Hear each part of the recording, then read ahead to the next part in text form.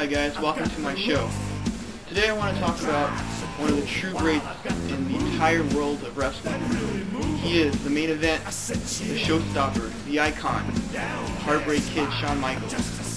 I wanted to say why Shawn Michaels, in my opinion, is the greatest WWE superstar in the entire history. So first I'm going to start off with Exhibit A, the Rockers.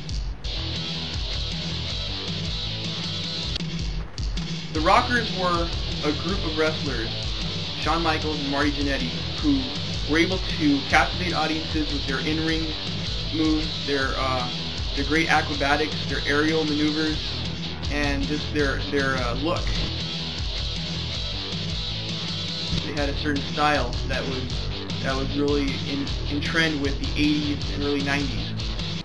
So when Marty Jannetty and Shawn Michaels were able to, I guess, make themselves popular with every fan, including children, they put themselves at a higher level, and that's what really launched Shawn Michaels' career. And what happened after that with Marty Jannetty is Shawn Michaels actually threw him through a window on one of their stages. After that, it launched Shawn Michaels' career as a singles competitor, and he was no longer a tag team wrestler for a long time. Well, Shawn Michaels later on became a great singles competitor. He started having feuds with British Bulldog, among others, and he eventually won the Intercontinental Championship. So that actually brings me to Exhibit B, the Boy Toy. Well, he became a vain, arrogant, conceited jerk, to say the least. And this really, made a lot of people upset with Shawn Michaels. Later on, he brought in a bodyguard to back him up, and this bodyguard was named Diesel. Of course, Diesel was played by Kevin Nash. Anyways, with Diesel by his side, Shawn Michaels was able to go out and basically win many matches. Of course, he later on had a feud with Diesel over the championship. His ultimate feud, though, would be with Bret the Hitman Hart, and the two would have a classic WrestleMania match in 1996 in Anaheim. I can't believe I didn't fall right down on my face. I was confused, looking everywhere, only to find that it's not the way I had imagined. And they actually fought for 60 minutes in first ever Iron Man match. And that brings me to one point that Shawn Michaels will and always be is innovative. He's always had great moments and great matches.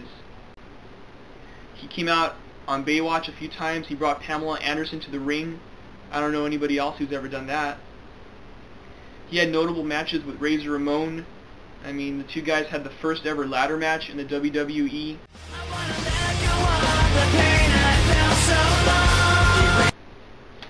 So over the course of the mid-90s, Shawn Michaels basically carried the WWE on his shoulders. And now this was at a time when WCW took off, and Nitro was the can't-miss show of the week. So WWE struggled for 2 or 3 years, and Shawn Michaels had to bear all that incredible burden on his shoulders, and it just must have been eating him away from the inside out. But he managed to do all that he could to keep fans interested, and that's another reason why I say he is so great.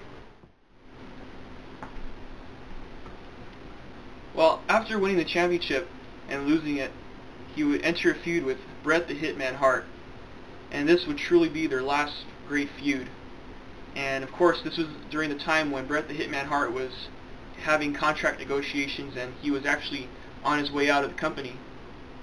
And so I guess Vince McMahon decided to conspire with Shawn Michaels and Triple H, and they conspired against Bret the Hitman Hart in Montreal, Canada, at the Survivor Series in what became known as the Montreal Screwjob. Amid great controversy, and I mean that just really it set forth the entire future of the WWE in terms of where they were headed as far as the controversial aspect, the Attitude Era, and really created a buzz within the sports entertainment world. And like I said, Shawn Michaels was in the midst of controversy once again. But when he formed DX with Triple H, those two, I mean, they clicked so well together. I mean, they had so many memorable moments. I mean, that it really, they became counterculture, but at the same time fans loved it because it was funny, it was fresh and new. It wasn't just like the same old, you know, moments of wrestling, you know, same things over and over. They did things that were just spontaneous, that, you know, they just thought up out of their head, like on the spot. Cocaine, back the door for the curious girl, cause she's waiting, she's been waiting. Of course, around this time, he started to have more feuds, and of course, one of the feuds that he would have is with Stone Cold Steve Austin, the Texas Rattlesnake. And two wrestlers, of course, both from Texas, they just had great chemistry, I guess, in the ring. They were able to come off as great counterparts. I mean, Stone Cold was, you know, a hothead, you know, full of muscle, and Shawn Michaels was a clever guy who could always find a way out. But in their match at WrestleMania, I think it was WrestleMania 13, Stone Cold came out on top, and the Attitude Era truly began. But it was because of Shawn Michaels that Stone Cold was able to come out on top. Once again, HBK showing that he could put over another wrestler and allow somebody else to take control, to run with the belt. I will never make anything till I break away from me. I will break away, I'll find myself to... Of course, Shawn would come back and have another match with Taker, and that would actually end his first run in the WWE, where he actually was back body dropped over the top rope onto a coffin, and he landed on his spine, and I think he broke a few discs, and it really ended his career at that point.